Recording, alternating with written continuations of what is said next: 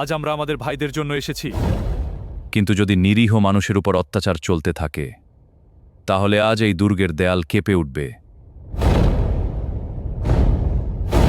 জনাব, আমাদের এখানে দুইজন মুসলিম এসেছে তলোয়ার হাতে। তাদের কি মৃত্যুর ভয় নেই? এখানে তো মাত্র দুইজন এসেছে। জনাব, তারা বীর যোদ্ধা। তারা কি চায়? কারা ওরা? জনাব, তারা মুসলিম হওয়ার জন্য আমাদের কাছে দাওয়াত দিতে এসেছে। তারা আরেকটি কথা বলেছে, তাদের শত যোদ্ধাকে আমরা বন্দী করেছি এবং আমরা তাদের মুক্তি দিয়ে দিব।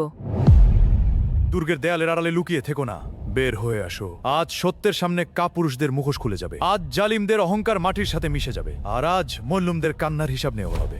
তাদের ছেড়ে দিলে আমাদের সাম্রাজ্য শেষ হয়ে যাবে। জনাব, মুসলিমরা দরজার কাছ পর্যন্ত চলে এসেছে।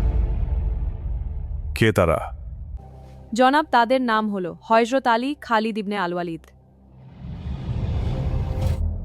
তাদের বলো, আমরা মুসলিম হব না, কিন্তু কোনো যুদ্ধ চাই না।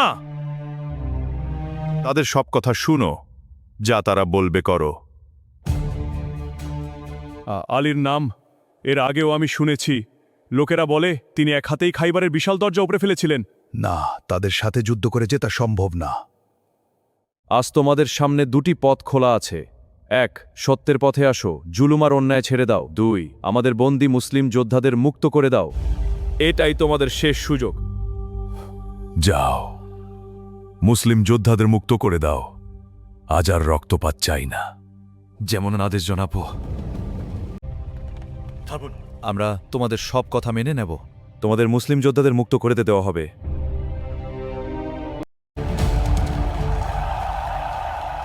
আল্লাহু আকবার!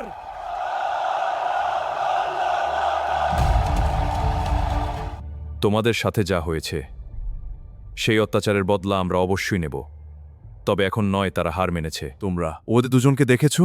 লোকেরা বলে যখনই যুদ্ধ শুরু হতো তাদের সাথে হাজার হাজার ফেরেশতা নেমে আসতো। আমি ওদের বিরুদ্ধে যুদ্ধ করার সাহস করি না। তোমরা আমাকে না জানিয়েই ওদের সাথে যুদ্ধ শুরু করেছিলে। এখন বুঝতে পারছো তোমরা কাদের বিরুদ্ধে দাঁড়িয়েছিলে।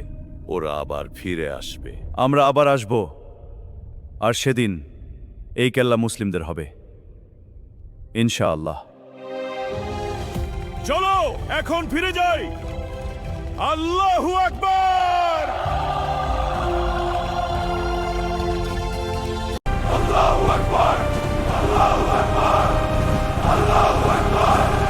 আজ তোমাদের শেষ দিন। মুসলিম কখনো ভয় পায় না। আমার 1,00,000 সেনা তোমাদের মাটিতে মিশিয়ে দেবে। এই ভূমি ত্যাগ করো, নইলে তোমাদের রক্তে এই মরুভূমি রঞ্জিত হবে। আজ আমরা পিছিয়ে যাব না। সত্যের পথে মৃত্যু ও বিজয়। আল্লাহু আকবার! তোমাদের রাজাকে বলো এই জায়গা থেকে চলে যেতে। আমি কিছু বলবো না। জনাব, মুসলিমরা আবার আসছে, এইবার প্রায় 10,000 সৈন্য নিয়ে। তোমরা তাদের নামও জানো না, তবুও যুদ্ধের আগুন জ্বালালে। আজ দেখো আমাদের সালাতাত কাঁপছে আমাদের রাজ্য ধ্বংসের কিনারায় দাঁড়িয়ে। তোমরা কাদের বিরুদ্ধে যুদ্ধ শুরু করেছ, যাদের নামও জানো না? আজ আমাদের সালতানাত কাঁপছে। জনাব, আপনার শাহজাদা 1,00,000 সৈন্য নিয়ে আলী ও খালদের সামনে গেছে। আমরা 1,00,000, ওরা মাত্র 10,000। আজ কেউ আমাদের থামাতে পারবে না। এটা যুদ্ধ না, এটা আমাদের রাজ্যের শেষ শুরু। আমার ছেলে বের হয়ে গেছে, তোমরা ওকে থামাও, না হলে আমাদের রাজ্য শেষ। আমার বাবা জানলে আমাকে এখানে আসতেই দিত না। এখন যে আমার সামনে আসবে সে জানবে যুদ্ধ মানে কি। আমার ছেলেকে গিয়ে বলো যুদ্ধ থেকে এখনই ফিরে আসতে, না হলে আমার ছেলে আর তার 1,00,000 জনে কেউই আর ফিরে আসতে পারবে না। আজ এই মাটিতে শুধু যুদ্ধ চলবে। যে সামনে আসবে সে আর ফিরে যাবে না। আমি এই মুসলিম রাজ্যটা ছেড়ে দেব। এখানে অনেক মুসলিম আছে, আমাদের আরো অনেক রাজ্য আছে। এখানে থাকলে সবাই মারা যাবে। জনাব, আপনার বাবা ফিরে যেতে বলেছে, যুদ্ধ থামানোর আদেশ দিয়েছেন। ফিরে যেতে? এখন আর কেউ আমাকে থামাতে পারবে না।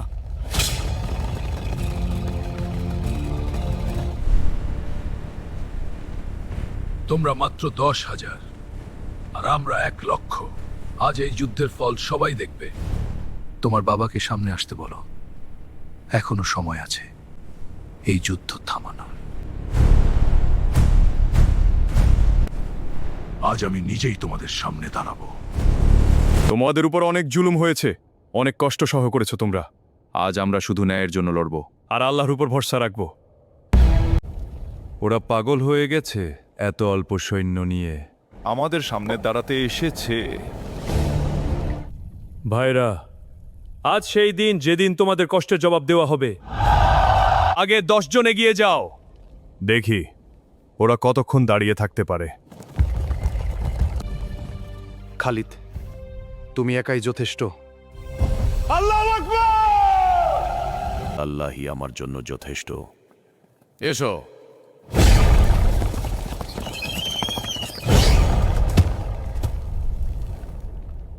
হামলা করো। সবাই একসাথে হামলা করো।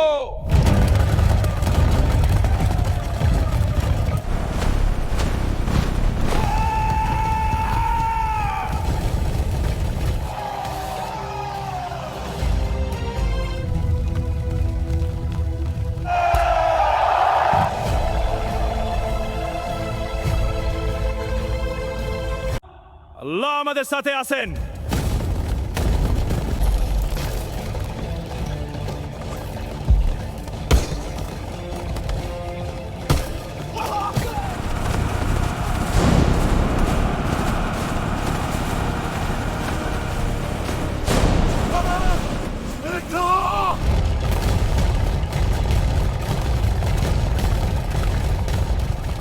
এটা অসম্ভব স্যার। ওদের থামাও। জনাব, আমাদের সেই নোরা টিকতে পারেনি।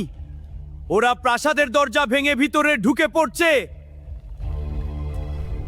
আমি আগেই বলেছিলাম ওদের থামানো সহজ না। জলদি সব প্রস্তুত করো। আমি আর এখানে থাকবো না।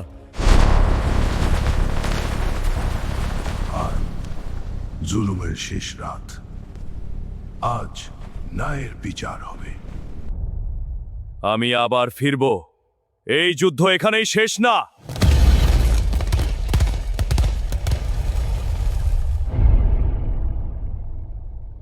দেখো, আমি আর যুদ্ধ চাই না।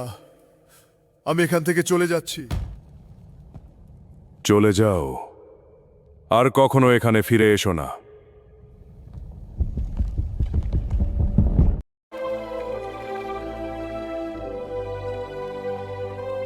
আজ থেকে তোমরা সবাই নিরাপদ, আর কেউ তোমাদের ভয় দেখাতে পারবে না।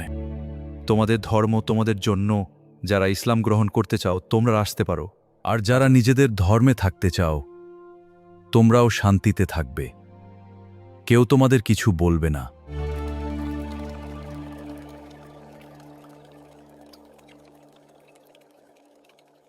আল্লাহ আপনাকে সবসময় ভালো রাখুক। হে মাওলা আলী, আমাদের উপর তারা অনেক জুলুম করেছে। আজ শান্তিতে ঘুমাতে পারবো তোমার জন্য। আমি কিছু করিনি, সবকিছু আল্লাহ করেছেন। তোমরা শুধু আল্লাহর উপর ভরসা রাখো। এই যুদ্ধ শেষ, কিন্তু এর কষ্ট থেকে যাবে।